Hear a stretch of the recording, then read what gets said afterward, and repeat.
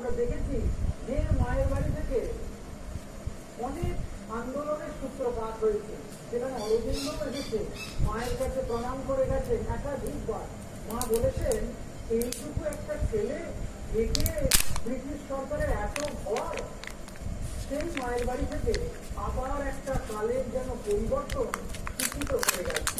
সেই নেতাজি যাকে আমরা আজও শ্রদ্ধার সঙ্গে স্মরণ করি, যিনি এবং সংস্কৃতির সঙ্গে সম্পৃক্ত হয়ে যায়, সেই তো আমাদের মানুষ।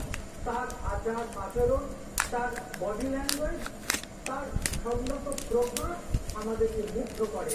আজকে সেই মুগ্ধতারই প্রদর্শনী, সেই মুগ্ধতারই জায়মান একটা সাংস্কৃতিক ঐতিহ্যে একটা শক্তির জাগরণ হচ্ছে।